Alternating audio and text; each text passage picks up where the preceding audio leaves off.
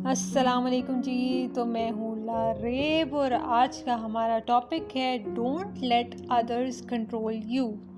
ہماری زندگی کا کنٹرول جو کہ ہمارے ہاتھ میں ہونا چاہیے. ویسے تو جو کر رہا ہے اللہ کر رہا ہے اور جو کرتا ہے صحیح کرتا ہے، لیکن ہماری راہ میں سب سے بڑی رکاوٹ ہم خود ہوتے ہیں.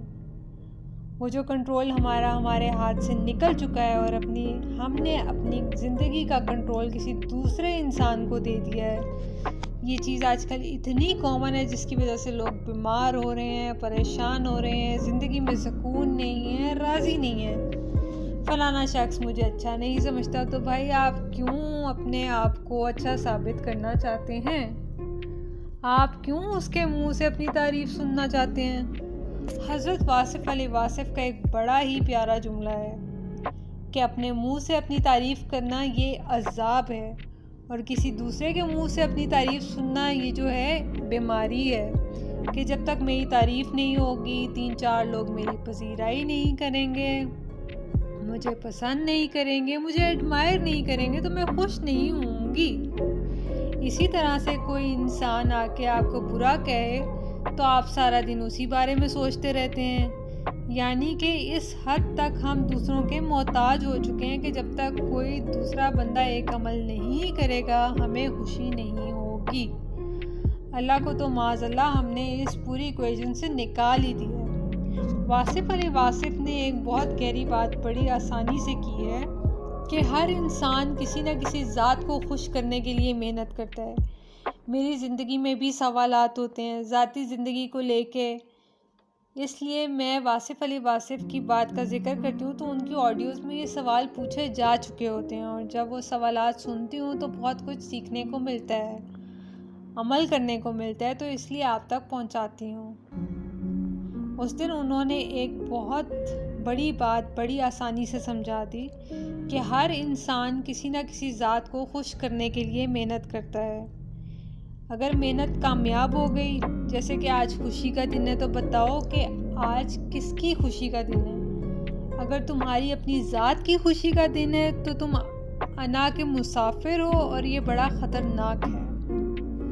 اگر تو اللہ کی خوشی کا دن ہے، اگر اللہ کے لیے محنت کی تھی اس کی رضا کے لیے، تو رضا کے مسافر ہو اور بہت اچھے مسافر ہو.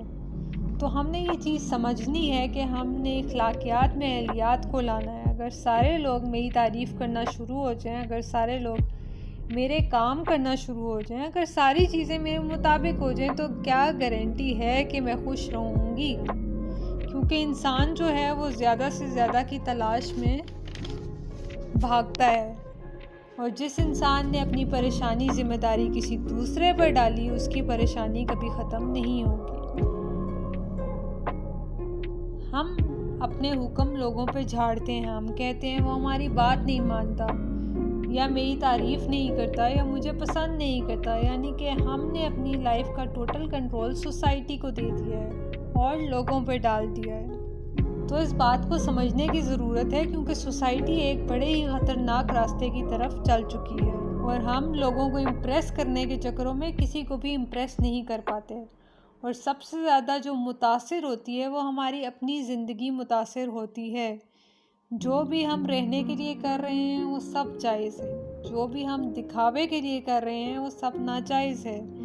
تو اپنی لائف میں کھائیں پئیں سب کچھ کریں، لیکن وہ اس نیت سے ہو کہ رہنے کے لیے ہو، مسافر کا سامان ہے.